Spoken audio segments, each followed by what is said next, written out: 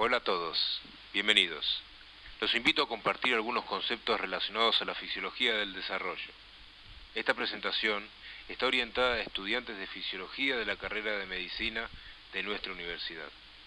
Vale aclarar que su contenido representa una perspectiva personal de la temática y no busca reemplazar la bibliografía oficial. Mi nombre es Nathaniel Fail y les agradezco que estén presentes en esta oportunidad. Comenzaré definiendo conceptos claves. ¿Qué es el crecimiento? ¿Qué es la maduración? ¿Qué es el desarrollo? ¿Qué son y para qué se utilizan los percentilos? Luego, les propondré analizar los diferentes indicadores para medir, o mejor dicho, estimar diferentes procesos madurativos, poniendo foco en la maduración psicomotriz. En una segunda parte, les compartiré una breve reseña del complejo proceso de adaptación extrauterina, es decir, las primeras horas de vida de un recién nacido. Finalizaré con una invitación a una breve reflexión. El crecimiento implica el aumento de la masa de un ser vivo. Esto se genera por dos procesos simultáneos y complementarios entre sí, la hipertrofia y la hiperplasia. La primera implica el aumento del tamaño de un tejido a expensas del volumen de cada célula que lo compone. La hiperplasia, por su lado, implica un aumento del número de las células del tejido en cuestión. Lo interesante es que este aumento de masa tisular se puede medir, por tanto es un parámetro cuantitativo. Por ejemplo, se puede medir con 1 centímetro el perímetro craneal, lo que expresa una estimación de la masa cerebral que contiene. También, con una balanza, se puede estimar la masa de todos los tejidos del cuerpo, a través del peso corporal, y midiendo la estatura, se puede obtener un registro del tamaño global de ese individuo. El crecimiento no es uniforme. Cada órgano, constituido por tejidos, tiene su propio ritmo de crecimiento. En el siguiente gráfico, donde se relaciona edad y tamaño alcanzado en la vida postnatal, estas diferencias se observan claramente, y llama poderosamente la atención que aproximadamente el 80% de la masa cerebral del adulto ya se alcanza durante la primera infancia. Reflejo de esto es el rápido aumento en este mismo periodo del tamaño de la calota, que es la cobertura que contiene la masa cerebral, la plastilina moldear. ¿Por qué es importante que ustedes, como próximos profesionales de la salud, comprendan este punto? Porque es fundamental entender que para que un niño crezca y se desarrolle saludablemente, requiere de un ambiente seguro. ¿Qué es esto? Que pueda acceder a alimentos nutritivos y saludables. Hace falta sustrato para construir esta masa cerebral. También tiene que poder disponer de agua corriente y cloaca, no vaya a ser que un parásito consuma los nutrientes que requiere. Los chicos necesitan contención afectiva y emocional, chicos y grandes, porque somos animales sociales. Nosotros necesitamos en todas nuestras etapas vitales de un otro que nos cuide y nos quiera. También es muy importante ofrecer estímulos adecuados que permitan que estos procesos se den de manera equilibrada y armónica. Finalmente, los niños deben poder acceder a controles preventivos de salud. Por ello, justifica que los primeros controles con el pediatra, el médico generalista o de familia sean tan frecuentes. Es decir, conociendo estos requerimientos en este contexto que vivimos, en mi humilde opinión, no podemos permanecer indiferentes. Luego de la concepción, el óvulo fecundado en tamaño no representa ni siquiera un puntito en el medio de sus pantallas.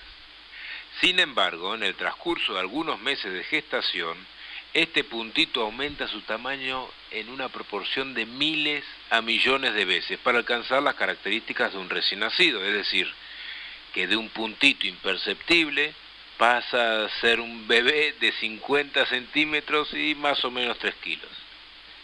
Luego, en la vida postnatal, comparativamente, la velocidad de crecimiento es menor. Sin embargo, se mantienen magnitudes importantes de crecimiento hasta alcanzar las características de adulto. Estándar, ¿no? Digamos 1,70 m de altura y 70 kilos de peso. Como se puede apreciar, la velocidad de crecimiento, de manera global, no es uniforme. En el siguiente gráfico, donde se relaciona edad y ganancia de estatura en centímetros, podemos observar 3 periodos de muy rápido crecimiento. Un periodo prenatal donde cualquier alteración, sea desnutrición, anemia materna, tabaquismo ambiental, infecciones intrauterinas, puede afectar gravemente el potencial de crecimiento. De ahí que es muy importante realizar los controles de embarazo. Otro periodo importante es la primera infancia, entre el primero y el segundo año de vida postnatal. Yo les pregunto, ¿cuándo ustedes volverán a crecer entre 24 y 25 centímetros de estatura en un año? Yo creo que sin jopo y sin tacos no van a poder hacerlo. El tercer periodo, delicado en relación a la velocidad de crecimiento, es durante la pubertad, donde se da el llamado estirón o técnicamente empuje de crecimiento puberal, que expresa cómo se acelera el crecimiento en esta etapa. En conclusión, los periodos de mayor riesgo para afectar el crecimiento son los de mayor velocidad y hay que estar muy atentos. Para continuar con el siguiente concepto vamos a utilizar una metáfora visual, donde comparto la imagen de 2 cachos de banana, plátanos o cambures. Yo sé que no es lo mismo, pero a los fines prácticos nos va a servir. Ustedes seguramente pueden observar que estos 2 cachos tienen tamaños similares, ¿sí? Posiblemente pesen lo mismo. Por tanto, han alcanzado un nivel similar de crecimiento. Sin embargo, seguramente pueden observar que existen diferencias, por ejemplo, en la pigmentación, posiblemente en la consistencia también, en la textura y hasta en el sabor, lo que les va a permitir decir que unas bananas están maduras o más maduras con respecto a las otras. ¿Qué cambió? El tejido que crece puede organizarse e ir diferenciando para adquirir nuevas características, nuevas funciones, en el caso de las personas, que lo acercan cada mes a las características estructurales y funcionales de la adultez. Este proceso madurativo, que se inicia desde la misma concepción, en paralelo al crecimiento, a velocidades variables, finaliza cuando se alcanza las características de adultez. Quiere decir que la madurez tiene un inicio y tiene un fin. En el caso de las bananas, este proceso permite adquirir una característica que pasa de ser una fruta no comestible a una fruta comestible. Así que buen provecho.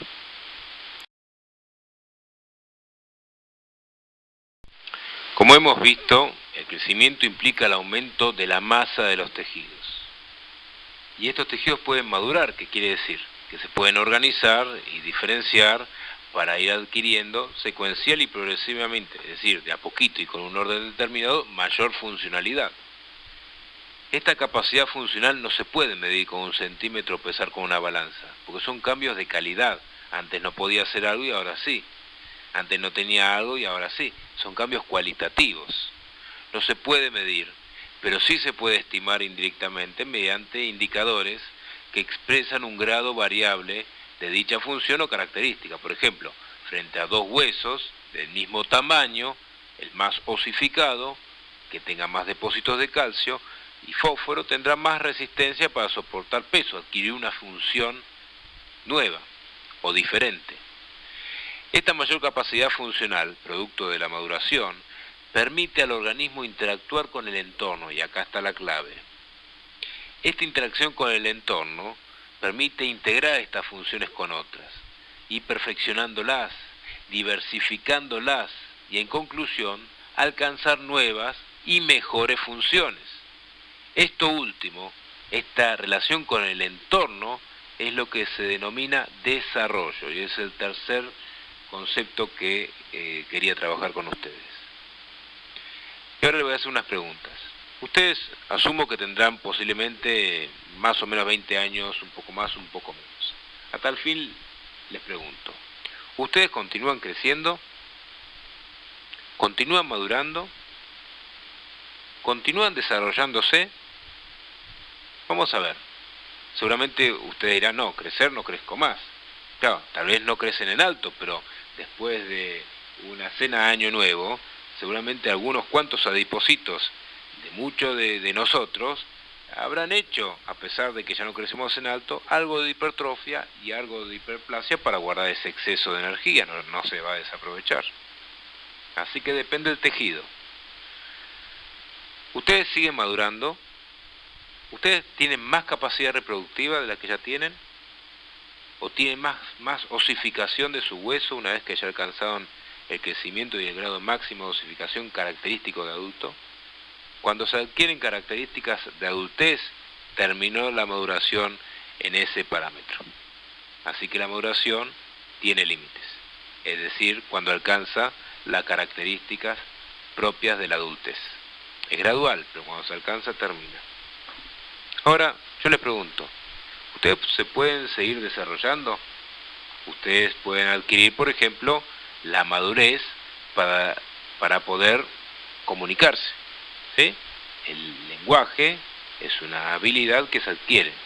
Sin embargo, ustedes pueden interactuar con el entorno, capacitarse, y así como pueden adquirir un lenguaje materno, pueden, por esta interacción con el entorno, adquirir un segundo lenguaje. Lo mismo pasa con el movimiento y aprender un baile. Cuando ustedes van adquiriendo la pauta modulativa de la bipedestación, de la deambulación, es decir, pueden aprender a caminar. Sin embargo, uno se puede quedar con eso o puede diversificar esa función y, por ejemplo, aprender a bailar sin pisar al compañero.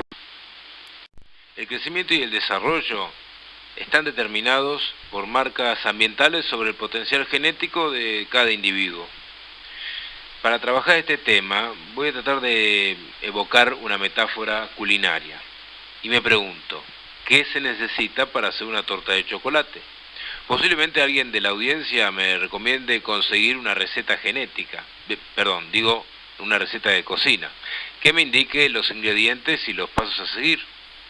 También tengo que disponer de un medio económico para poder obtener ingredientes o factores permisivos. Leche, huevo, harina y chocolate, etc. Bueno, coloco todo en un recipiente, pero con ese solo paso la torta no la he obtenido aún, dado que requiero seguir pasos o factores reguladores. Mezclar, después batir, después hornear, etc. Cada cosa en su momento y cada cosa en su lugar. Finalmente obtengo el producto tan deseado, una preciosa torta de chocolate. Entonces aprovecho a ofrecérselo a alguno de ustedes. Una persona me dice, qué cosa más horrible, nunca probé algo tan feo, y corre a lanzarlo por la ventana. Posiblemente esta interacción ambiental no estimule a que yo mejore mi técnica y posiblemente no me vincule más con ese individuo tampoco. La segunda persona a quien yo le ofrezco una porción de esta exquisitez, tal vez por compromiso, pero me dice, doctor, qué rica torta de frutilla, de chocolate, de chocolate. Seguramente cuando me responda incentive a que yo me dedique a hacer nuevos intentos, tal vez a estudiar pastelería, a publicar mis éxitos por redes sociales, etc. Con este ejemplo, yo quiero representar el siguiente esquema. El potencial genético podrá expresarse siempre que se disponga de factores permisivos, es decir, los ingredientes, de una manera ordenada y regulada por factores específicos que actúen en periodos determinados y obviamente la interacción con el entorno que irá ajustando y puliendo los resultados fenotípicos. Bien, vamos a pasar a otro concepto que es el de los percentilos. ¿Qué son los percentilos? Es una manera de distribuir las veces que se repite un dato en una muestra o una población, ¿sí? Entonces, permite obtener diferentes parámetros. Uno es el promedio, así como ustedes sacan el promedio con sus notas de las materias que cursan, ¿cómo lo obtienen? Suman todos los valores y lo dividen por la cantidad de materias que cursaron. Perfecto, esto es lo mismo.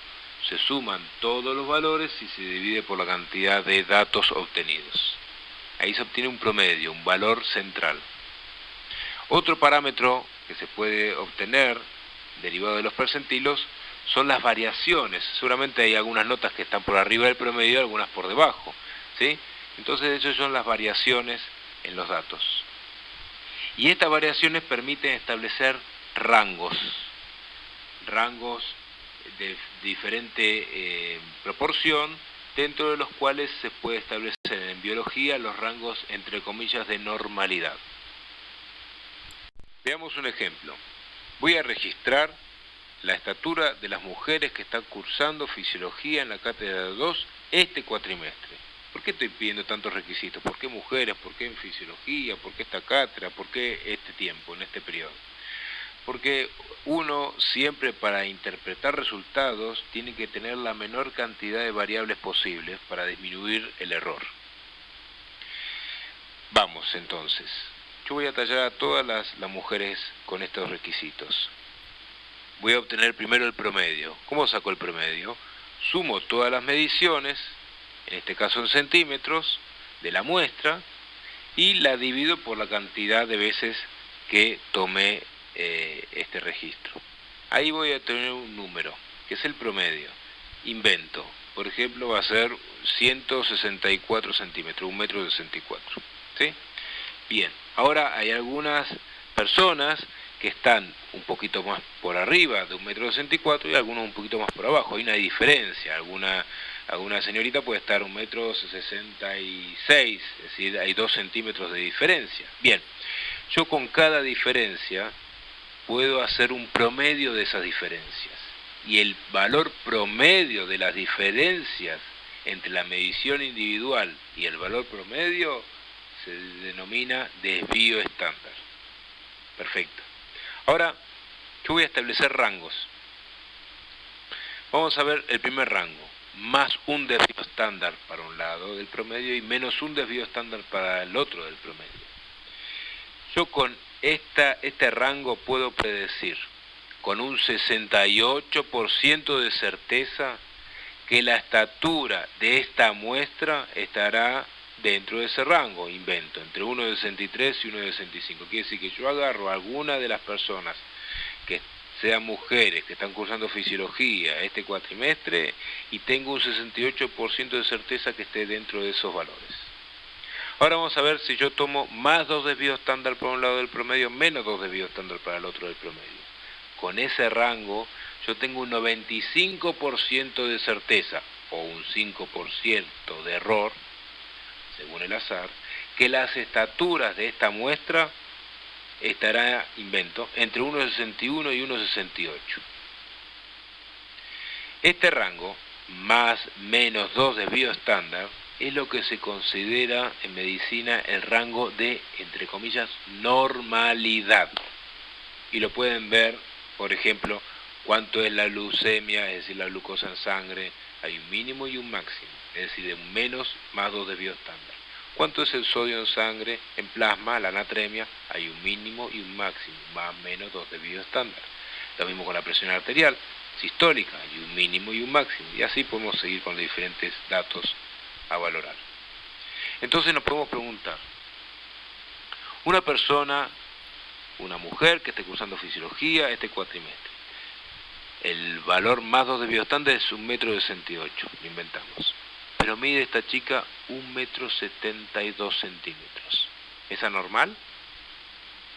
O el menos 2 de bioestándar es 1,61 m y aparece una compañera que dice, pero yo mido 1,53 m. ¿Es anormal? Qué pregunta, ¿no? Con datos obtenidos de diferentes parámetros, ya sea peso, estatura, perímetro cefálico, el grado de calcificación de los huesos, adquisición de una nueva habilidad, por ejemplo, sentarse, gatear o caminar, se han construido tablas poblacionales de estos datos distribuidos con una perspectiva longitudinal, es decir, a lo largo del tiempo, por ejemplo, a cada edad, que son muy útiles para comparar los datos de un individuo respecto a una población.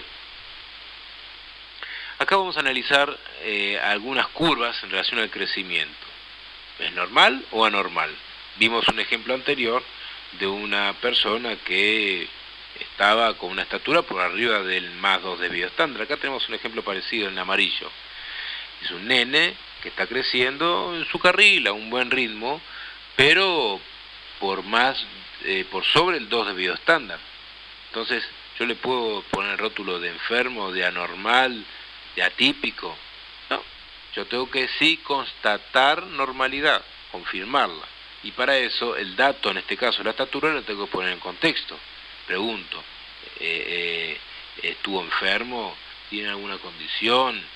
¿Los padres son altos? Posiblemente hay un potencial genético que determine eso, si en el caso de los padres sean altos, por tanto, es un chico saludable, adelante, levántate y anda. Segundo ejemplo, un chico que crece dentro del promedio poblacional, en el color verde. Bueno, está dentro de su carril, no cruza carriles, está dentro de un ritmo adecuado. Bien, pasamos al color rojo. Por un problema de salud, por ejemplo, parasitosis, el chico cruza percentilos y se va cayendo, ¿sí? No sigue un buen ritmo. Pero después de intervenir, por ejemplo, con un antiparasitario, mejorando la alimentación, puede, luego de algún tiempo, de algunos meses, retomar su curva de crecimiento, ¿sí? Entonces, acá vienen algunos conceptos importantes a repasar. Uno es la variabilidad biológica. Hay chicos que pueden estar por más 2 de bioestándar, por menos 2 de bioestándar, o dentro del carril de promedio poblacional, pero siempre cualquier dato hay que ponerlo en contexto. No son todos los chicos iguales, no son todas las personas iguales, por suerte somos todos diferentes, y esa diferencia es lo que se denomina variabilidad biológica. Otro concepto importante es el del encarrilamiento genético. El encarrilamiento genético es algo muy interesante. El tamaño de un recién nacido está determinado principalmente, aunque no exclusivamente, por factores de la vida fetal, la nutrición materna, el riesgo de infecciones, etc. A veces, las proporciones del recién nacido, las proporciones corporales, pueden coincidir o no con su potencial genético. Cuando no coinciden, se puede dar entre los 6 meses y el año y medio de vida, es decir, 18 meses, lo que se llama el encarrilamiento genético.